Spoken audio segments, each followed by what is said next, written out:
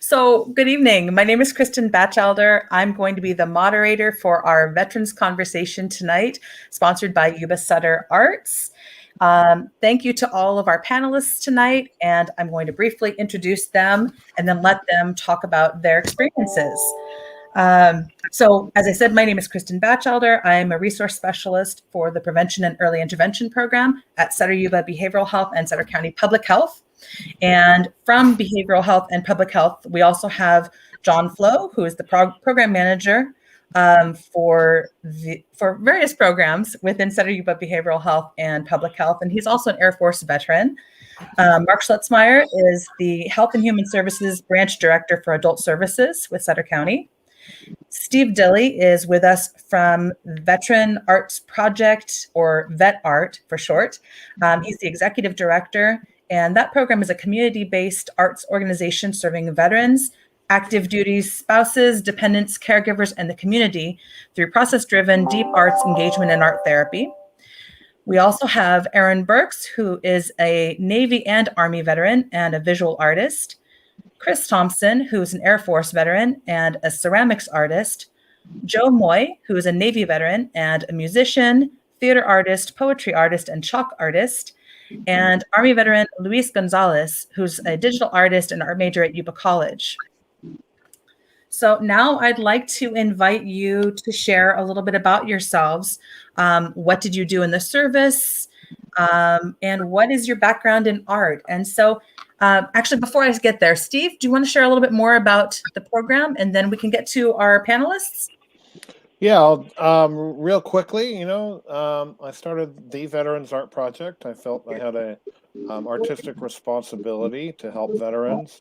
And of course, living in San Diego, we had 2003, we had veterans who were deployment and coming back from deployment with a stack of money, and they were buying motorcycles and a 30-pack of beer, and it was just a bad health outcome. And so I felt that from research I had done as an undergraduate with Glenn Lukens, and I felt that it was an idea to help these veterans in transition through art, and it has blossomed and bloomed.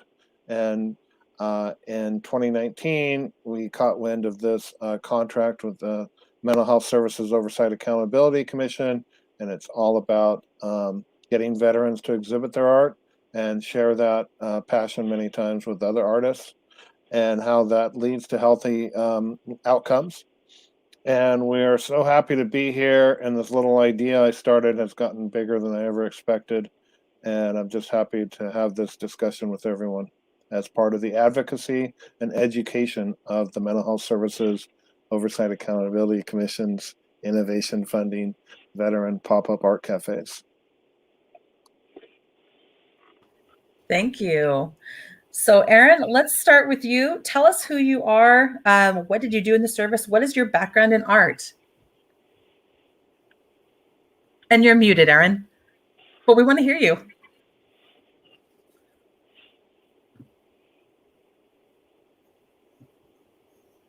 All right, let's try that again. My name is Aaron Burks. I joined the Navy in 1995 and served there until 2003, joined the Army, and got out, joined the Navy again in 2006, got out and went back into the Army. So I'm kind of an anomaly when it comes to that. In the Army, I was an infantryman, and in the Navy, I was a bosun mate. I experienced a lot in the military, and when I got out, I was kind of floating around and decided art is kind of what my passion is and what I wanted to do. So I went to the University of Tennessee and took that knowledge that was given to me and decided I wanted to put that towards my comrades and my brothers in arms and brothers and sisters in arms, and kind of give back to the service, if you will, and give back to the people I served with.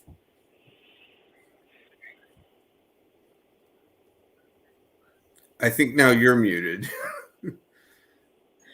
We'll just keep trading off. You couldn't read my lips. Chris, if you wouldn't mind going next and telling us a little bit about your service and your art, your experience. Certainly. I'm Chris Thompson. I served in the Air Force for going on 10 years, 10 plus years. At that point, I was medically retired. My back was not a happy camper. Went back to school, got my associate's, bachelor's, and master's degree in arts. In the Air Force, I was a heating technician, and then I retrained into engineering. And so I've always had a background kind of in art from a very young age. And after I got out, I decided to throw caution to the wind and become a full-time artist. And it's blossomed into what I've got going today.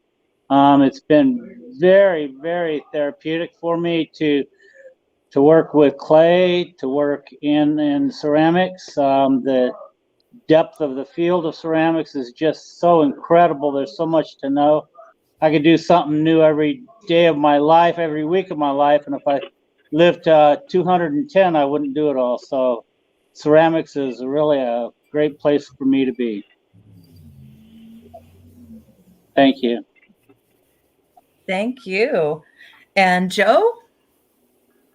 Hi, I'm Joe Moy. I was in the Navy. I joined the Navy in 1979 and went through 83. I live up in Northern California now, and I am actually an educator in early childhood education. But my passion is started as poetry, and now it's become songwriting.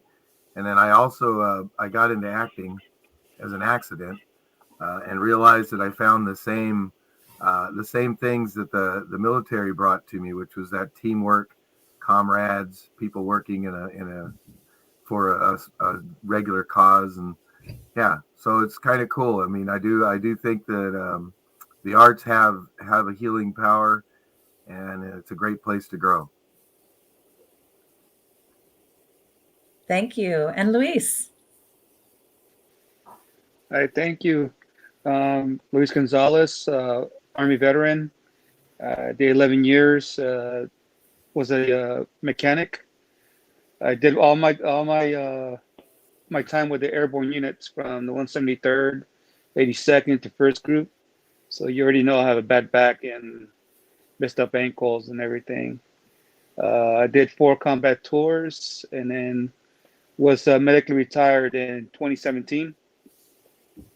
After I medically retired, I didn't know what to do with myself. You know, I was lost. Army is the only thing I knew. It was a change because I wasn't ready for it. It was out of nowhere. They told me I couldn't be in there anymore. So after going to the VA, getting help from therapy and counseling, I turned back to art.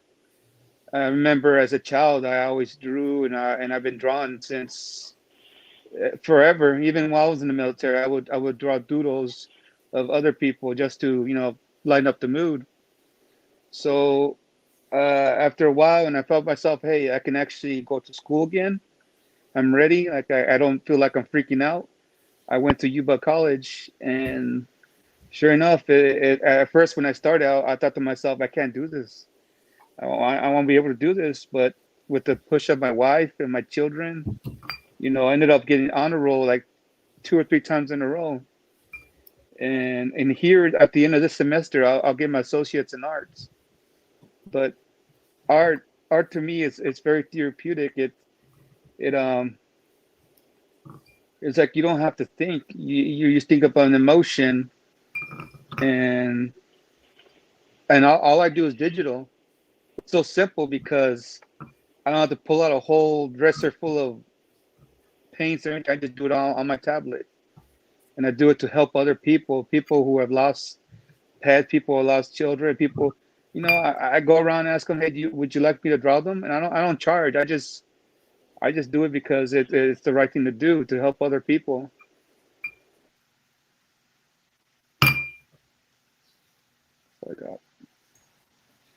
Thank you.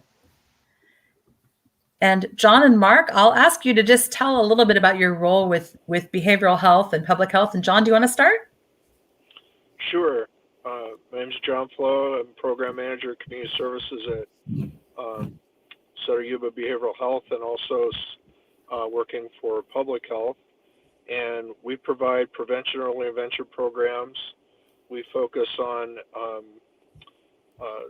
in the schools, we focus on bullying prevention, suicide prevention, early intervention, life skills training, and provide them with outreach.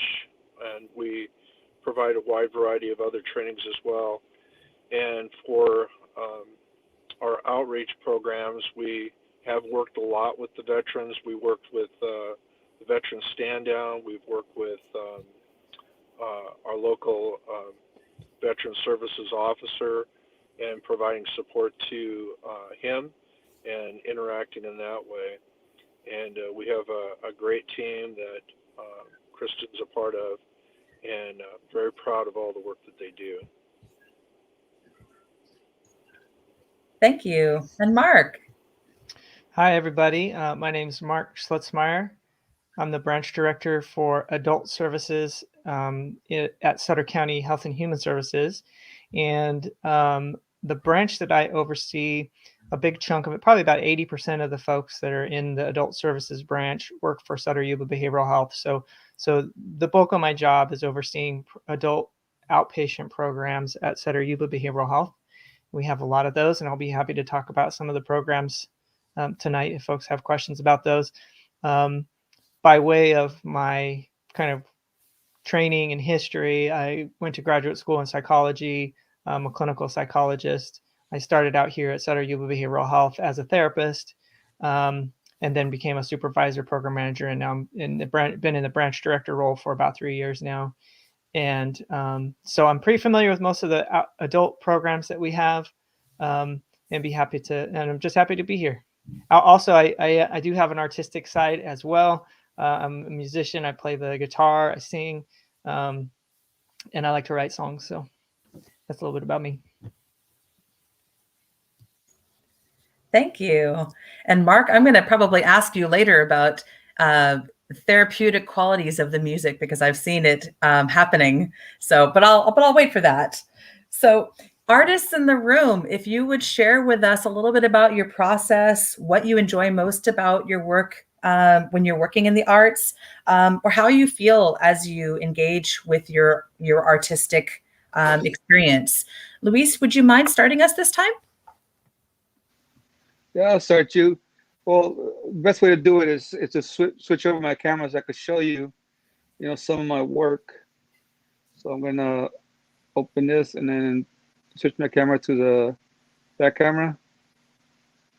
And let's see. 1 second. You guys hear me? Mm-hmm. We hear you, but we don't see you. So the back camera is not working now. Oh, come on, back camera. Oh, never mind. Here it goes. All right, you see this?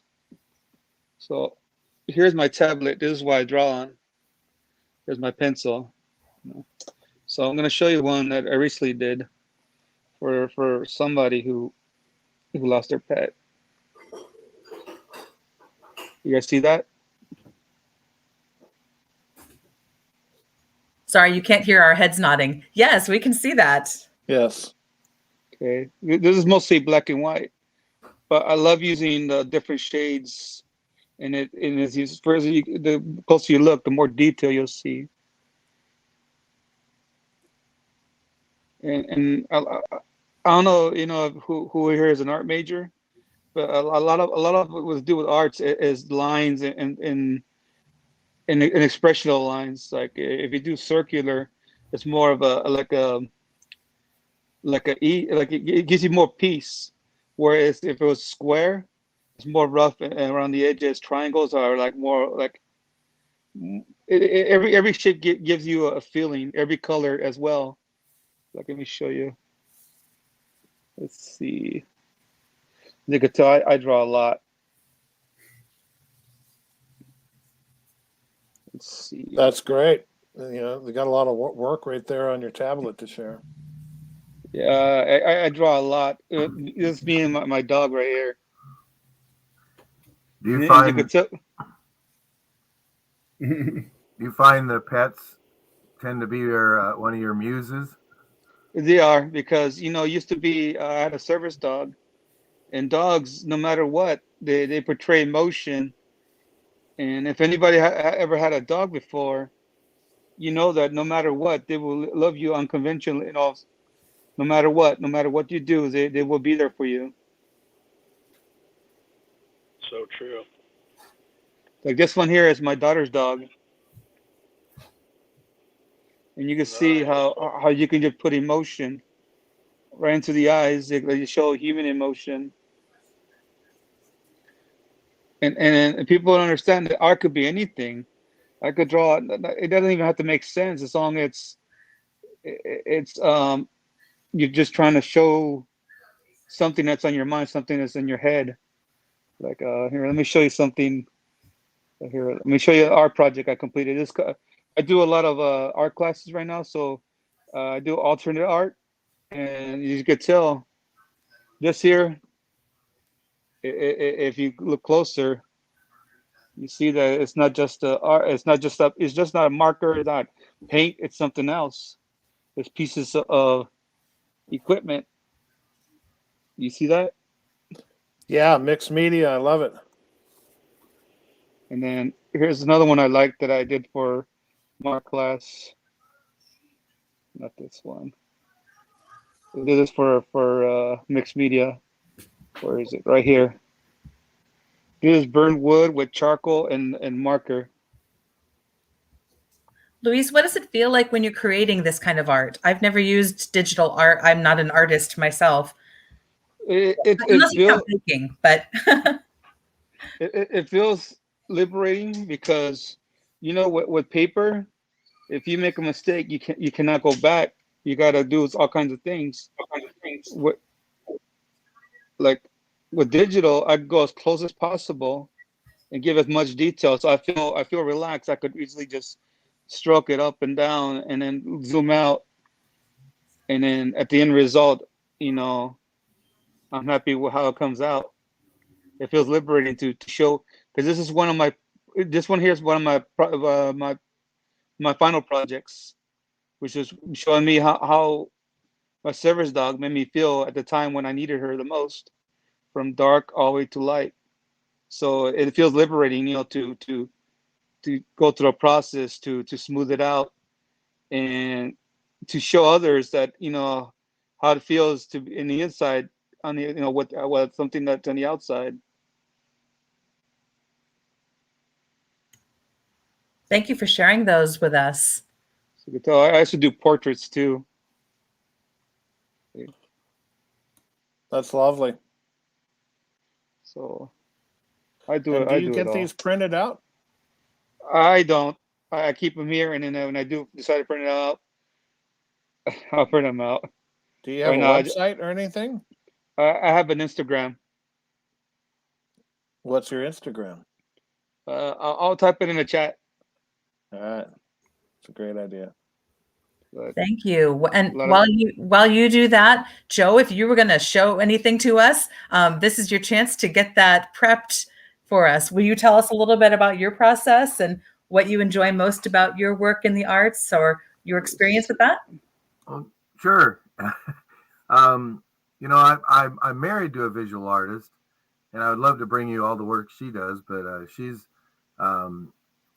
it's not about her, even though she uses art as well. She's moved on to stained glass lately, which is wow.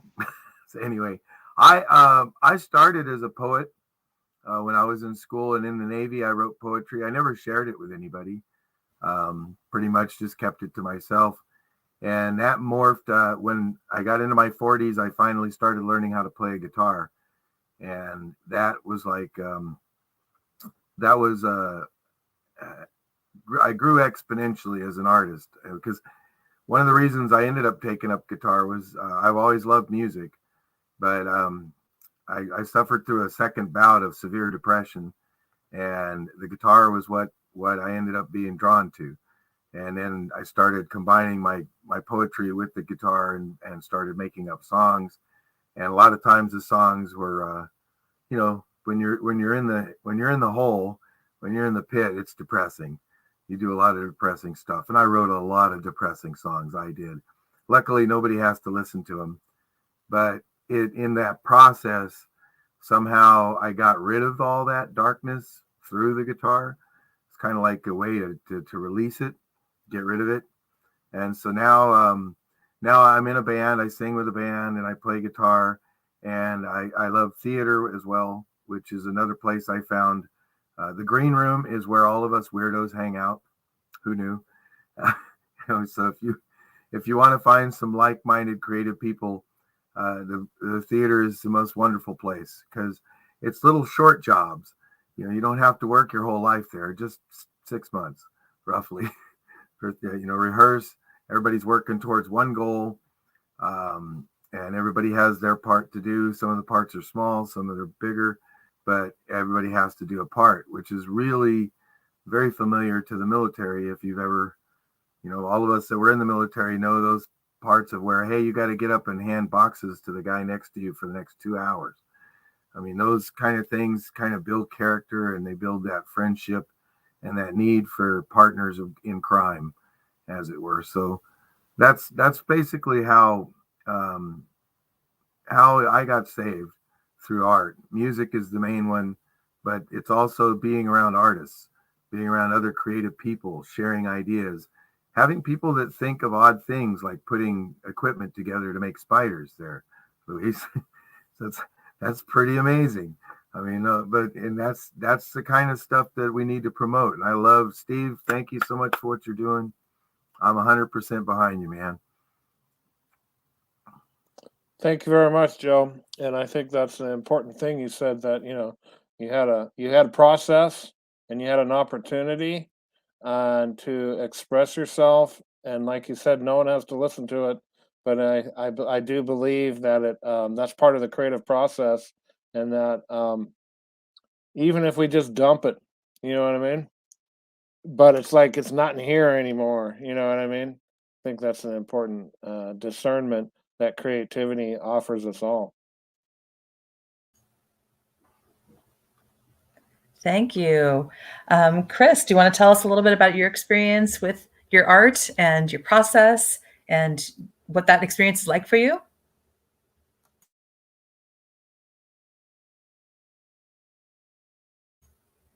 We can't hear you, Chris. Better?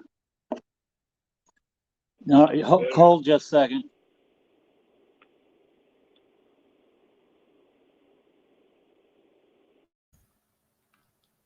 Sorry about that. No, art for me has been very cathartic. Getting out of the Air Force, golly, while I was in, I knew exactly what I was going to wear the next day, what I was going to be doing.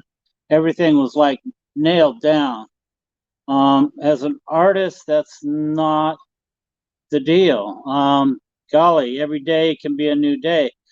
What's really been helping me with my art is being able to do some teaching as well as making.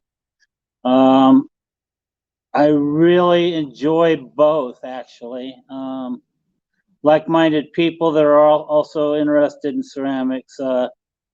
There's some sort of synergy that happens when there's more than one person in my studio, and that's where I believe magic happens for me, is when there's 2 or 3 of us bouncing ideas off of one another, and it really makes for a creative atmosphere. I started dealing with ceramics early on at 9 years old.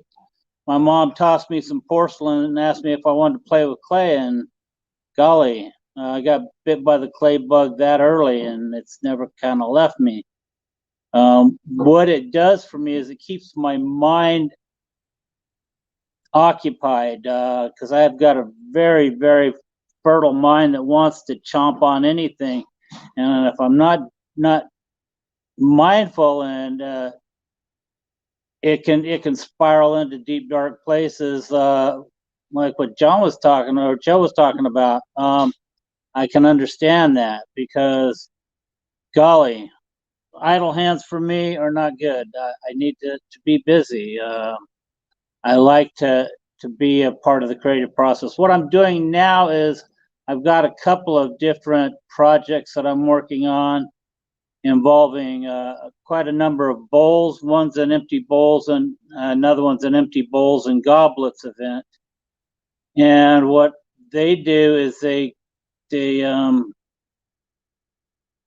raise money for various causes. The empty bowls and goblets is going to be benefiting an organization called Food Link, and they provide food to approximately 18 different counties in California, and going to sell 250, 300 tickets to that, and donate all the proceeds to feed those in need.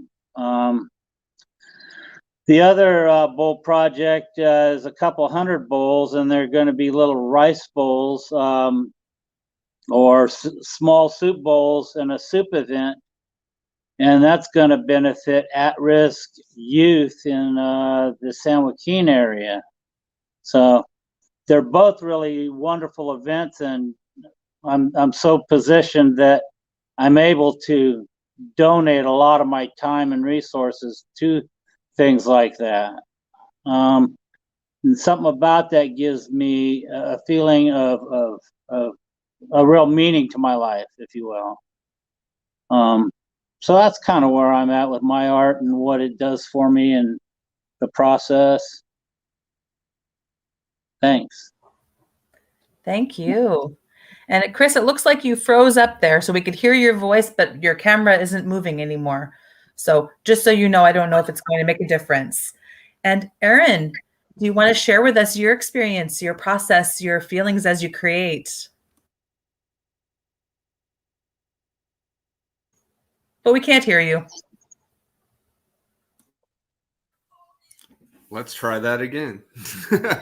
I think I went into art mainly as a means of catharsis, kind of like Chris. I retired from the Army right after a combat tour. It was my second combat tour, and I just wanted to kind of get as far away from that presence as I could. And it just kind of turned into what I have today, which is a full-time thing. I'm constantly creating, and my art is usually geared towards veterans, towards the military, towards military life, mainly Navy life, because I spent more time in the Navy than the Army. And my process and my style is classical, I would say, kind of academic. My biggest artistic inspirations are Hans Holbein the Younger or the Dutch masters. So late Renaissance Baroque style. So I kind of take that and run with it and try to put it into a modern perspective that affects or that brings to light issues of the military or veterans. And in process of doing so, I think it's a little healing for me.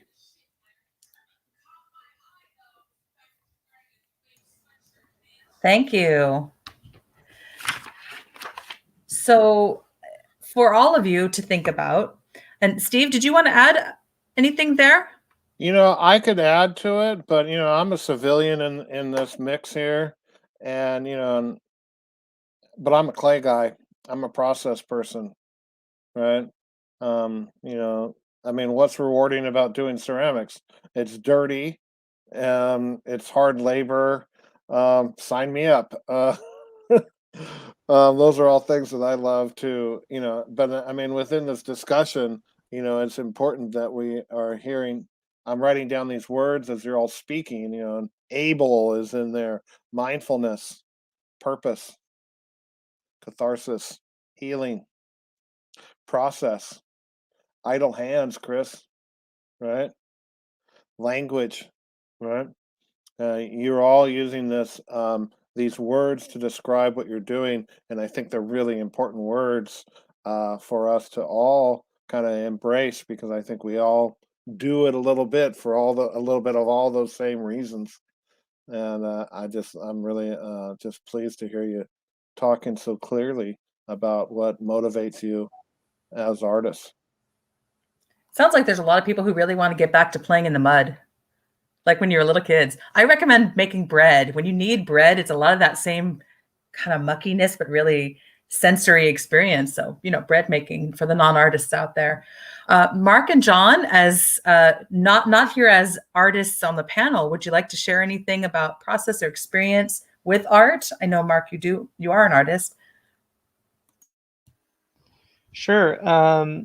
Yeah, I mean, as I was listening to some of the comments, I was thinking actually, so that I guess I could tie in some of the therapy, psychology stuff, that it was making me think about a lot of research that is out there on sort of this state of mind called flow. Some of you might have heard of, right? Flow is kind of this, it's this, when you're truly and fully present in the moment of the activity that you're doing. And a lot of the research around anxiety and depression seems to show that a lot of what's going on in our minds when we're feeling anxious, when we're feeling depressed, is our thoughts are either fixated on things in the future that we can't control, worrying about things that are outside of our control, or fixated on the past, located in the past, and ruminating on things that happened previously that we can't seem to get out of our minds. And when we're in that creative process, the reason why the process itself is so healing, I think, and helpful, is that we get it from time to time. We can get into this state of flow where time seems to disappear, the future seems to disappear, the past seems to disappear, and we're just fully present with whatever that artistic medium is.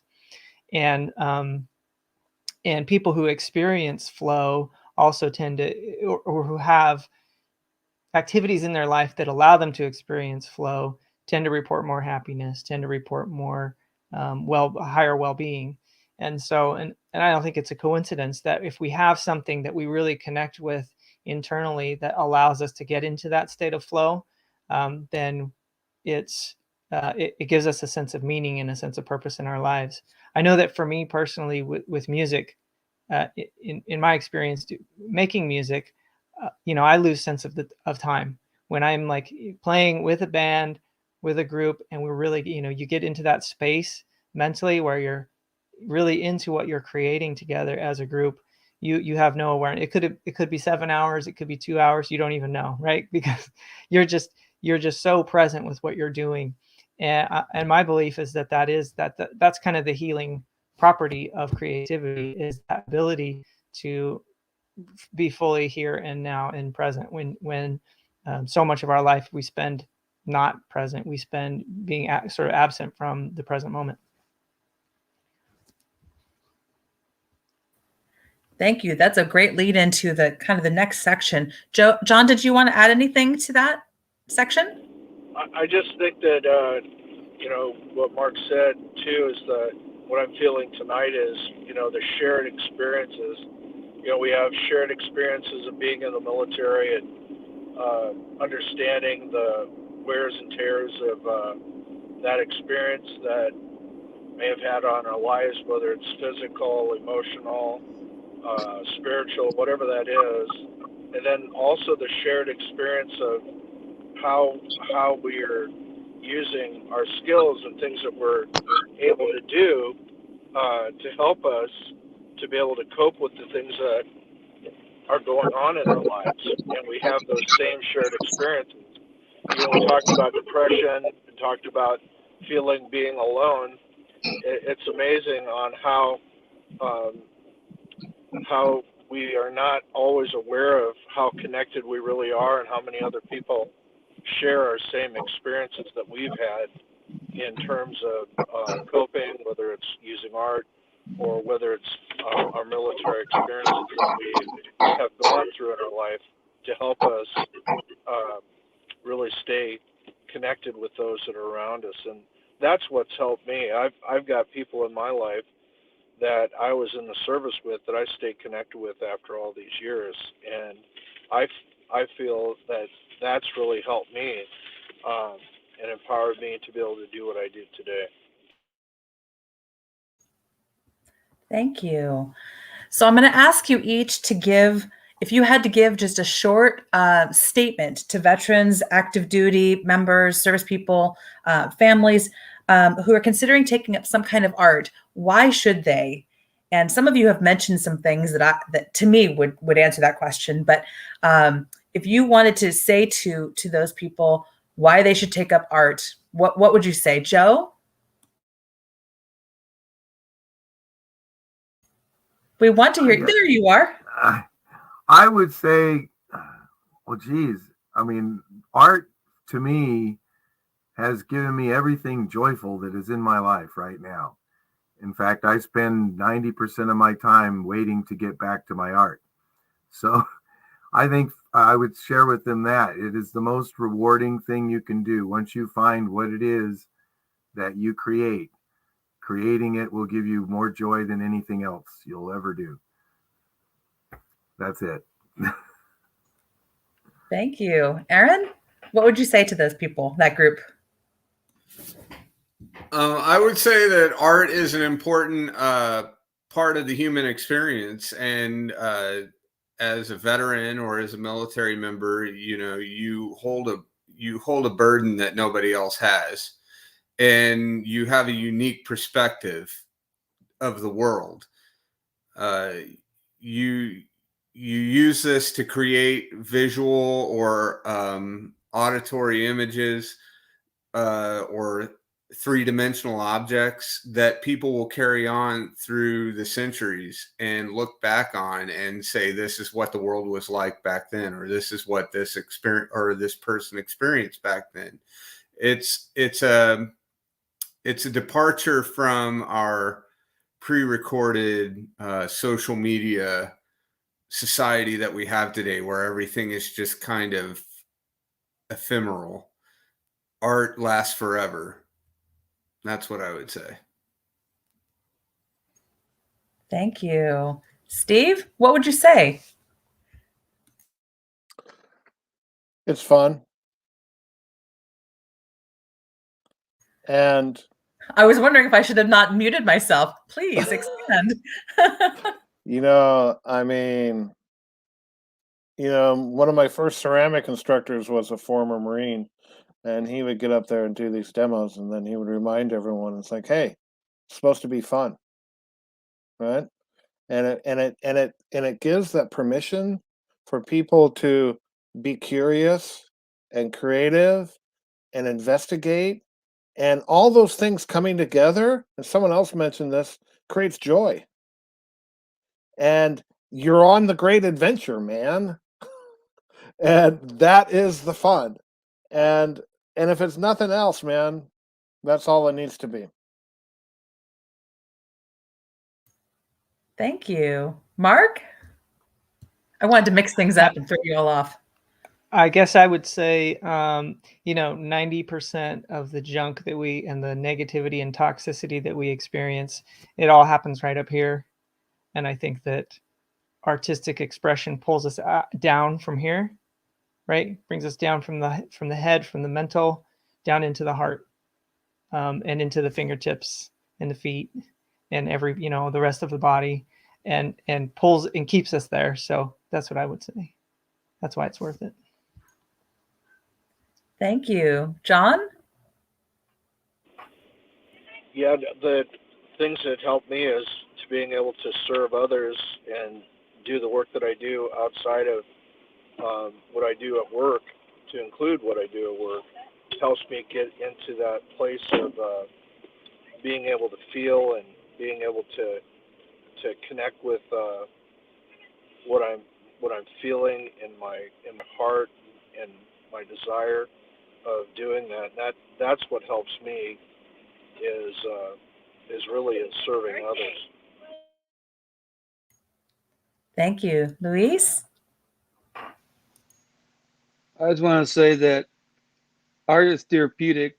So if you're having a hard time, even if it's not in the military, related, that it's good therapy. It gets you a lot off your chest, and you can't be self-conscious about it, because no matter what you put on paper or sculpture and everything, that's a piece of you. It's not going to be perfect. Give yourself time. It's just you. And what Aaron was saying, or Aaron, is that it's a piece of history. You think about it. How was language created? You have to put it on paper first, so it was a drawing. It's all based on our culture and what we have now as language and writing.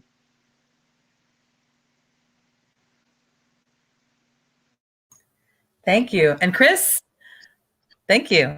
Quick little statement would be art gives me a sense of community, a sense of purpose, a sense of belonging, and a way to express myself when I can't put it into words. And I think those are all, and it does give me joy too. When I'm in the zone and 12 hours pass and I wonder why I'm hungry, and I hadn't even realized that kind of time went by. Gee willikers, I mean, that's really a lot of joy there for me. And those times happen more often than not. So that's what I'd tell a prospective person, vet contemplating doing art, was you don't have a clue yet what it could bring you. It's just incredible.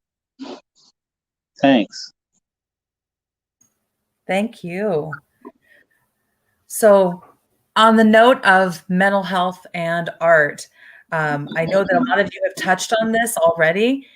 So maybe Mark, you can start with this, because I witnessed this. Adults who hadn't thought of themselves as musicians had the opportunity to make music with you in the past. And so how do you think that art impacts mental health and well-being? Why does that, what I witnessed, and maybe you can tell more about that activity, why would that help people a little bit more? How does that heal? Sure. So what Kristen's talking about is, so when Kristen first came to work for the county, she worked with me in our wellness and recovery program on the adult side. And one of the things that we did in that program, well, most of the things that we did in that program were group activities for folks with chronic and severe mental health conditions.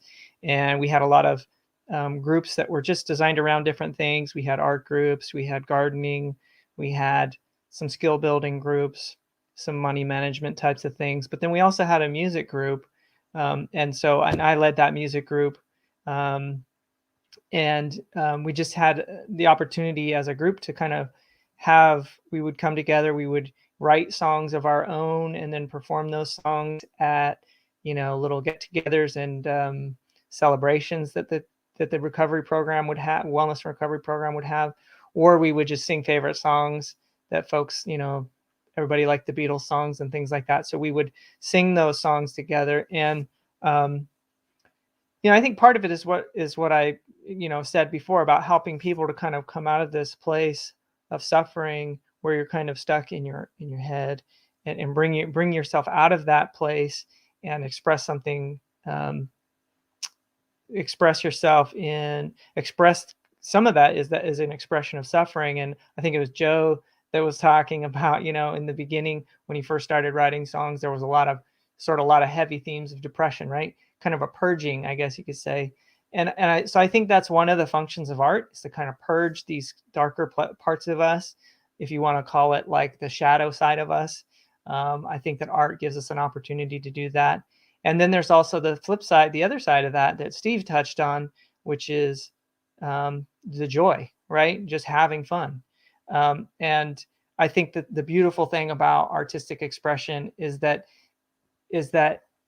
it covers the whole gamut, right? It can go from depression, anger, fear. I've seen a lot of that expressed, not just through music, but through a lot of the art that some of our clients would produce in the art groups, all the way to, boredom, disgust, frustration, into peace, joy, freedom, relaxation, all those things. So really art gives you sort of limitless expression of emotion in ways that we don't.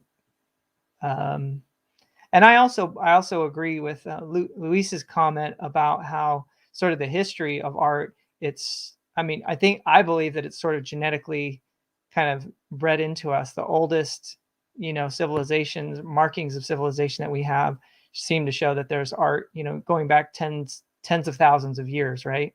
Some of these artistic expressions that that scientists have found. So it's not just something that we happen to do because it's fun, but it's something that's really kind of, I think, almost like a biological part of us to express ourselves in artistic ways. Even if you think about dance, right? Nobody's talked about dance really, but like if you think about the artistic expression of dance, the movement of the body, right, and how we move our bodies. I love to dance as well. I wouldn't call myself a professional dancer or anything like that, but I love that feeling of expression through the body that art gives, and the sort of this kind of release that happens when we do that. So I think I varied off of what was your original question, Kristen? Just about the healing qualities and healing qualities. what you saw. I know that was my first experience working with behavioral health, and I saw people who spoke very little to other people who were really struggling with mental health challenges, who transformed when they were creating art. And so some of the experiences that you've all shared in our panel with your creation of art, I saw that expressed in some people who were experiencing moderate to severe mental health challenges, and the actual, I could see changes in their demeanor, in how they interacted with people when they could express themselves in different ways through art, visual art, performing arts, and so on. Yeah. And I mean, to add to that, so before COVID, we had an annual tradition every year without fail. We would have a yearly talent show called Great Performances, where we would have folks who would, everybody would sign up who wanted to do it, would sign up and do any kind of performing art, expression that they wanted to. And, it was pretty regular experience to see people in the audience just kind of in tears, like watching some of these people really putting their whole heart into their expression. And it's moving, to see folks who are able to kind of take their life struggle, the difficulty that they're having, and convert that into something, this kind of creative expression. It's powerful. I agree. Thank you. Steve, do you want to tell us a little bit about the grant that you are working with, the 3-year grant that you received, and the work that you're doing with the California Mental Health Services Oversight and Accountability Commission? Yeah, thank you, Kristen. I appreciate that. I think I stated earlier, I felt this was my artistic responsibility to help people. And what I found is a whole community of veterans who are practicing art, and many times they're just finding ways to do it on their own, and in all different levels. But everyone does it because they know how it makes them feel. And that is really the motivation, and what was something to discover that's really amazing. As far as the Mental Health Services Oversight Accountability Commission, we are doing 6 events every year. Of course, we ended up with a contract at the beginning of a pandemic, so everything we did last year was virtual, and we completed our first year. And part of that is this type of advocacy discussions that are happening, and also the important part is there is funding for the statewide event, which will be on March 14th through the 16th. And we will have a first day, and we'll invite veterans from across the state to come. We'll have a dinner. We'll have a legislator speaking about the importance of advocacy. And then, because, your voices are important to be heard by decision makers. And then on day 2, all the participating veterans will go and visit the legislative offices. And then on day 3, we will have a pop-up art cafe on the west steps of the state capitol. So everyone here, we want to make sure that you know about that when you're involved in that, because it's really a celebration of resiliency and people exploring art and sharing that art with other people. So more information will be coming about that, and I shared the flyer with the group that's here today, and then that will run us into our third event. So this year we have events at Visalia in December, um, Shasta in January, USS Iowa in February. March is going to be busy. We have an event in San Jose State on the 3rd of March. Then the 5th of March will be in Riverside, which is an important component because we do the advocacy at the county, legislative, state level. But Mark Takano's office, he's from Riverside. He's the chairman of Veteran Affairs Committee, so we'll definitely be sharing what we're doing, the voices of veterans, with his office. And then that leads us up into the 3-day event that happens at the state capitol in March.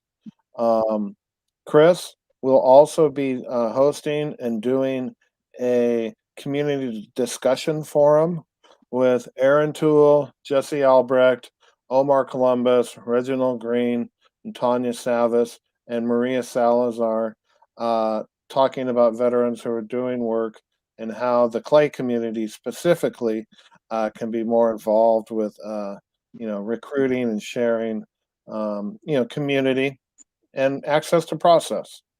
And and that gets us through the 3 years of this contract, and it's been an amazing opportunity. And it's just been challenging and fun and wonderful. Thank you. So I'm going to do a little promotion for some of our panelists. So there's an opening reception for Aaron and Chris's current gallery exhibit on Saturday, November 13th from 2 to 4 p.m. at 624 E Street in Marysville. Aaron is presenting his Sleeping Giants, Pearl Harbor Survivors Then and Now portrait series, and Chris is showing his current collection of outstanding ceramics creations. Is there anything else? Oh, Chris is showing a flyer right there. Is there anything that anybody else would like to add as we get to towards our end of our hour?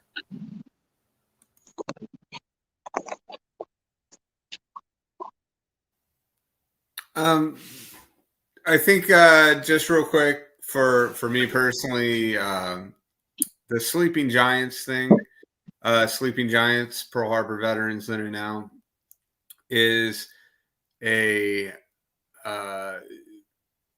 very long and inclusive project involving as many Pearl Harbor survivors as I can find, and the reason was I really wanted these human stories to survive. I wanted Pearl Harbor to be remembered as a human story rather as a just footnote in history. And I thought that the best way to do that was to put a human face to it. And it's a privilege and an honor to be able to talk to these guys and hear their stories and draw their pictures. That's all I got. Thank you. Chris, did you want to add something?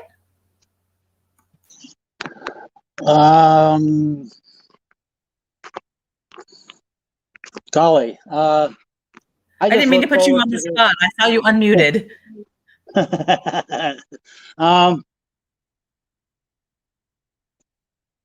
I really was enjoying what Aaron's been doing with the Sleeping Giants, and I've been pretty thoroughly engaged with my art making recently. I've just tasked myself with making 1,000 mugs, as if I don't have enough to do already.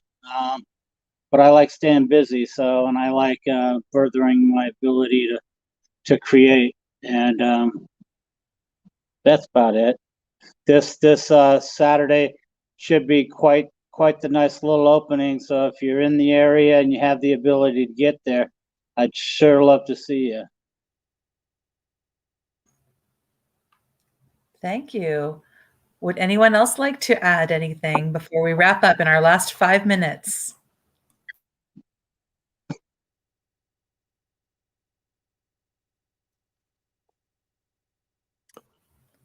I would like to thank everyone for taking some time out tonight and speak about your process and sharing that. You know, being a civilian working with veterans, and I hear it time and again, is that, hey man, I'll do whatever I need to help my fellow veteran. And this is how you do that. This right here, sharing your story, sharing your process, sharing what motivates you, that right there is how we can help other veterans and give them access to all the positives that everyone here on this panel talked about. And I think that's an important thing to remember. And I'd like to congratulate you all taking some time out, and also like to say thank you. Thank you, Steve. Yes, thank you, Steve. Thank you, Thank you. Steve. Appreciate everything. And Mark, if you don't mind, I would feel like I wasn't doing my due diligence if I didn't ask you to share the contact information for behavioral health, the non-crisis and the crisis phone numbers, if you would. Sure. Yeah, so we don't have a public chat, I don't think, so I can't really put them up there, but they're fairly easy numbers to memorize. So for now, did we put some of that information in the, were you able to share the network of care stuff that John was posting? Or is that public so everybody can see that?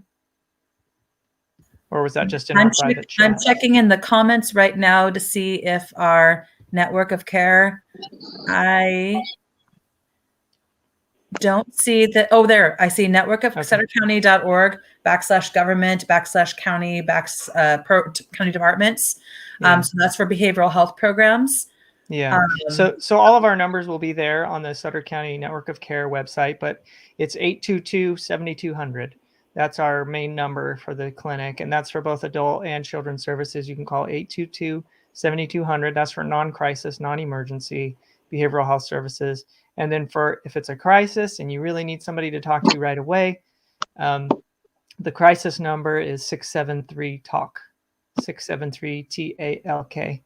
And yeah, that'll get you right to our crisis center. If there's a psychiatric emergency that somebody's experienced, that's a 24/7 number, 673-TALK, and that's area code 530. Since we have to remember to dial the area code now. That's right. Don't forget the area code. Right. Thank you. So thank you to all of our panelists for being part of this conversation tonight. And thank you to those of you viewing the program on Facebook or on YouTube. Be sure to follow YubaSutterArts&Culture on social media or at YubaSutterArts.org for updates about upcoming veterans arts projects and programs. It's been a privilege to moderate for you tonight. And I don't see any comments from the community in our box. Okay, so I guess that wraps us up. Thank you all very much and have a great night. Thanks, everybody. Thank you.